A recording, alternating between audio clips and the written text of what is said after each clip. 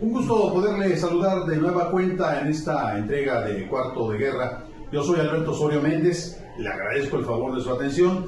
Y bueno, el día de hoy hemos convocado a una persona que nos va a hablar sobre una iniciativa que ya la tienen en el Congreso del Estado y que está a punto de entrar a discusión al Pleno de la actual legislatura. Se trata de una iniciativa que busca rescatar la verdad histórica de algunos temas que son sumamente complicados para la autoridad y también para la sociedad. Les digo solamente algunos de ellos. Por ejemplo, se pretende discutir desde este observatorio que busca la verdad histórica y que ya nos dirán su nombre exacto. Se pretende escarbar en la historia de Jalisco para ver qué ha sucedido con la constante matanza o el constante asesinato de integrantes de la comunidad indígena náhuatl, ubicados en la Sierra de Manantlán, particularmente en este límite que es por demás polémico, el límite entre Colima y Jalisco, que abarca más de 406 kilómetros y que nos decía Óscar González Gari, el expresidente de la Red Jalisciense de los Derechos Humanos, que ahí se anotaban cuando menos unos 200 muertos en las últimas décadas. Todo a raíz de la defensa de la tierra. Y habría que destacar, es una tierra extremadamente rica. Se considera que tan solo ahí en Manantlán se ubica uno de los principales yacimientos de fierro, de una especie como de piedra pesada, que incluso hay una localidad que así se llama, Las Pesadas, en el territorio indígena de Manantlán, y que esto representa, por desgracia, parte de la avaricia de una buena cantidad de personas que descubren las riquezas en la Sierra de Manantlán. Sierra de Manantlán, también habríamos que hablar de la importancia desde el punto de vista de la riqueza genética, del descubrimiento que se dio en la década de los 80s y que fue el Sea Difleuperoni, o el llamado maíz perenne, en un asunto que logran hacer algunos investigadores de la Universidad de Guadalajara, pero que décadas después se convierte en la gran codicia de una transnacional llamada Monsanto. Y bueno, ese es solo un ejemplo de lo que se está discutiendo y de lo que se supone tendrían que aprobar los diputados en el Congreso del Estado. Hay otras cosas, otros temas sumamente delicados. ¿Qué ha ocurrido con el 22 de abril? ¿En dónde quedó el responsable? ¿En dónde quedaron los culpables de esa explosión que oficialmente dicen que dejó 210 muertos? Distintas versiones periodísticas dicen que podrían ser 600 o más de 1000. Ese es otro punto. Y otro que sacude a todo el país, pero que Jalisco es epicentro, tiene que ver con los desaparecidos. ¿Cuántos desaparecidos hay en la República Mexicana? ¿Quién sabe? A estas alturas, según información oficial cruzada con distintas organizaciones sociales, se dice que hay más de 133,000 desaparecidos en toda la República. El estado de Jalisco, por desgracia, usted lo sabe, ocupa el nada agradable o el despreciable primer lugar en desapariciones. Híjole. Bueno, pues de todo esto es de lo que se tiene que discutir en el Congreso del Estado, y para analizar esta iniciativa que, insisto, ya tiene que estar en el Pleno del Poder Legislativo, hemos convocado a uno de los promotores de esta propuesta, Gerardo Ramírez, hoy presidente, nos dice él, interino de la Red Jalisciense de los Derechos Humanos, y a quien le agradecemos que nos haga el favor de acompañarnos este día aquí a través de Cuarto de Guerra. Gerardo, bienvenido. ¿Cómo le va? ¿Cómo ha estado?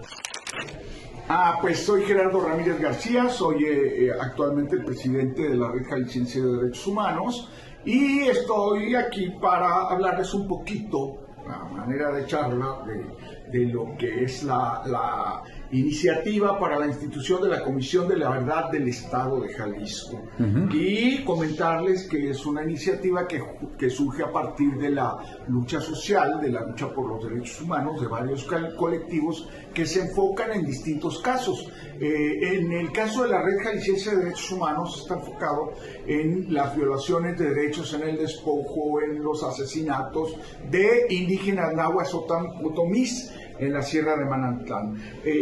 Decía yo que también está el colectivo Reyes Crespo, enfocado en la reivindicación, en la investigación, en la restitución de violaciones graves de derechos humanos durante la Guerra Fría, que ocurrió aquí en Jalisco aproximadamente desde el 67, 68 hasta ya principios de los 80s del siglo pasado. Está también el colectivo Luz de Esperanza, que se enfoca en el caso más importante, más emblemático de violación de derechos humanos, que es el de los desaparecidos en Jalisco, que ya lo comentabas. Pues tenemos el nada honroso lugar número 1 en desapariciones en todo el estado de Jalisco, lo cual es muy grave.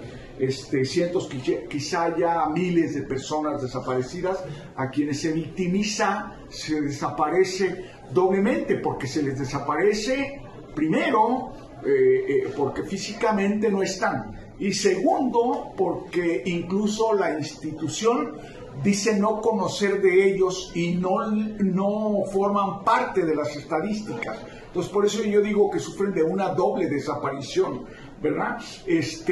Hay otros colectivos importantes, como es el caso del colectivo Focotonal, que se enfoca en la lucha ecológica, en la protección del Cerro de la Reina, y que se enfoca también en este otro caso emblemático que tocamos aquí en esta iniciativa, y que es el de la contaminación de la cuenca Lerma-Santiago, que también constituye, por la negligencia, por el abandono de las autoridades, un verdadero caso de violación de derechos humanos, el derecho al agua, el derecho a la salud, ¿verdad?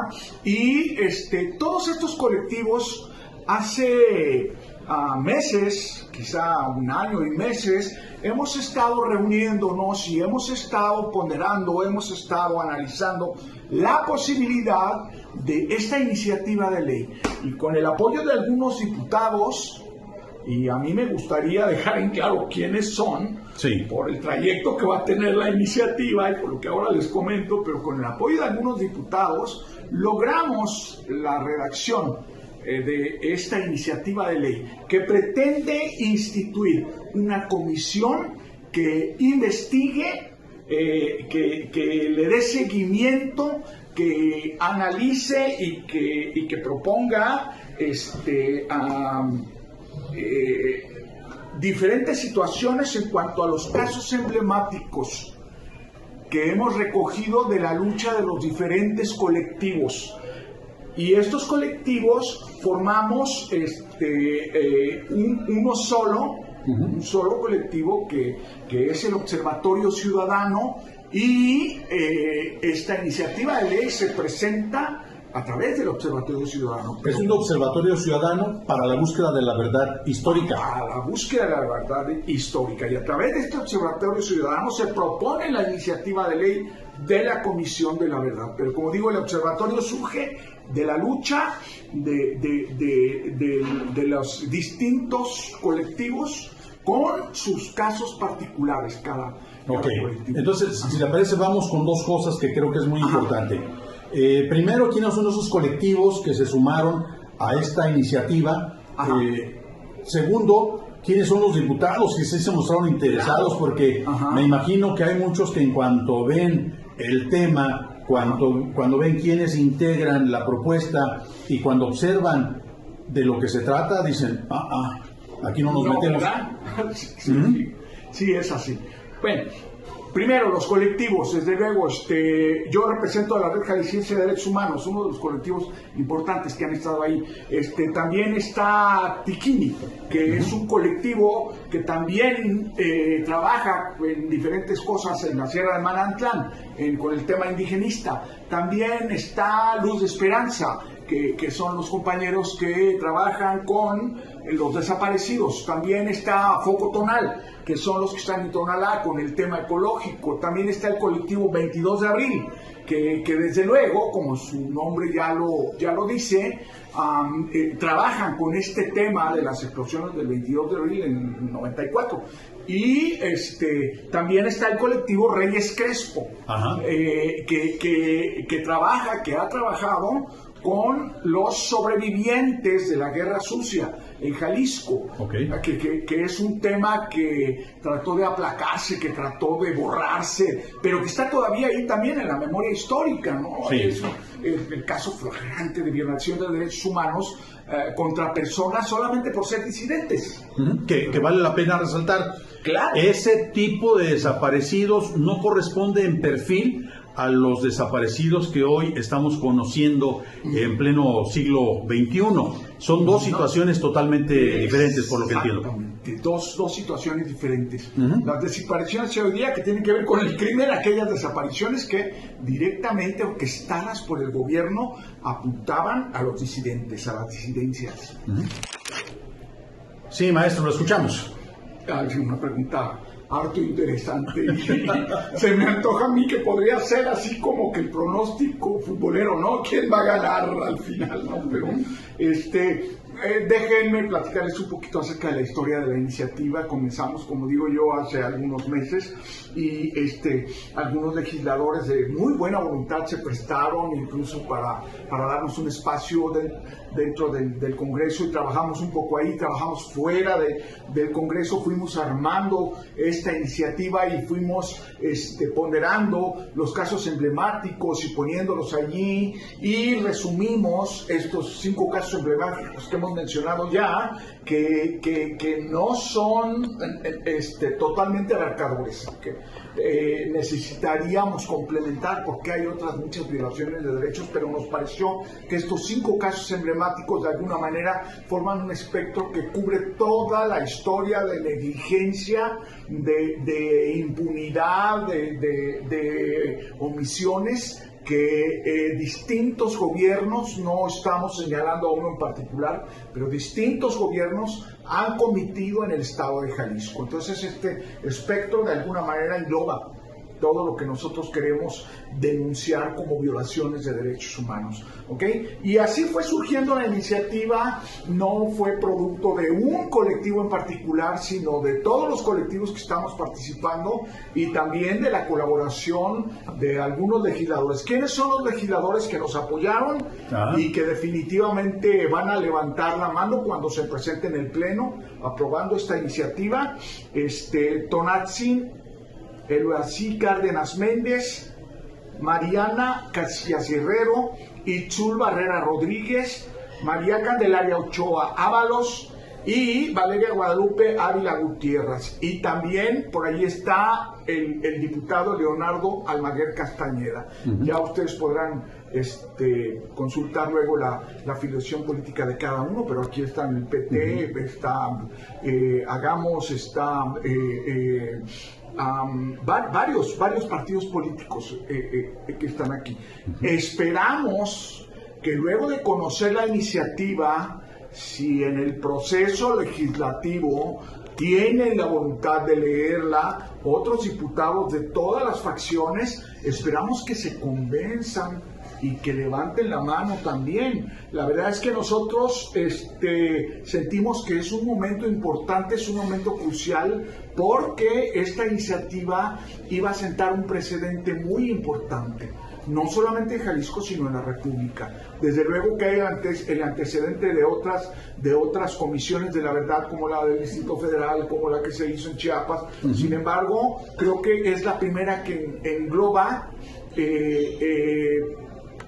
eventos sociales tan importantes, tan abarcadores, y creo que esta iniciativa además sería un precedente importantísimo en la cultura de los derechos humanos. Y pues esto es más o menos lo que tiene que ver ahí con lo de la iniciativa. ¿Qué pensamos los colectivos que se va a aprobar o que no se va a aprobar? Algunos compañeros en los colectivos son un poquito más escépticos, otros tienen mucho más esperanza.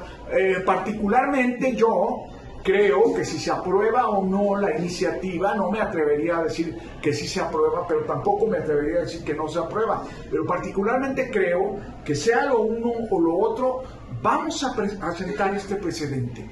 Vamos a dejarlo muy claro ahí. Vamos a visibilizar, vamos a socializar estas grandes violaciones de derechos humanos, porque sobre todo en el estado de Jalisco ocurren esta clase de violaciones y de eventos, porque no solamente las autoridades sino la sociedad son omisos, son contrarios a los derechos humanos. Yo he escuchado, lamentablemente he escuchado mucha gente que dice en la calle por total desconocimiento, dicen, es que eso de los derechos humanos protegen a puros delincuentes. Déjame que rapten a un familiar tuyo y que la delincuencia, que sí es delincuencia, se lo lleven y lo desaparezcan. A ver si sigues pensando que los derechos humanos protegen solo a delincuentes, ¿no? Bueno, perdón que lo diga de esta manera, pero es una versión muy propia de algunos gobernantes, no quiero señalar a ninguno en específico, pero también, y esto lo digo con suma tristeza, es la versión de algunos de los líderes de la Iglesia Católica en el estado de Jalisco. Es sumamente delicado el que un líder, un jerarca de la Iglesia Católica, que tiene que, sobre todo, luchar por lo que significa el tratar de que la sociedad esté en paz y el de promover valores para la sociedad, diga que los derechos humanos sirven para defender delincuentes. Pues, o sea, no sé cómo procesar todo eso para ver reflejado atrás o en una sotana con un rostro X, el que usted quiera, una versión de esta naturaleza. O sea, ¿de qué estamos hablando? ¿De una versión fascistoide? ¿Estamos hablando de una versión de los años 50, pero del siglo antepasado? ¿O de qué estamos hablando? Todavía vigente, ¿eh? ¿Sí? O sea, ¿cómo tratar de ubicar? ¿Y a qué se dedican ustedes ante este tipo de críticas y de observaciones desde el poder? Porque finalmente la Iglesia Católica, igual que representantes de distintos partidos, no dejan de ser la representación del poder en una sociedad. Claro, desde luego que sí. Pues decía yo que esta iniciativa, a mi juicio, va a abonar precisamente a la cultura por los derechos humanos. Sea que se apruebe o no, con esta visibilización, con esta puesta en escena de las violaciones de derechos en Jalisco, yo pretendo que lleguemos a este punto. Socialización, visibilización de los derechos humanos. Y de no aprobarse, en el peor de los escenarios, de no aprobarse esta ley, porque luego sí calculamos el hecho de que los legisladores no trabajan en la mayoría de los casos por el beneficio del pueblo, sino del interés de cada partido, y sí prevemos el hecho de que los intereses de los partidos a lo mejor no son compatibles con los derechos humanos.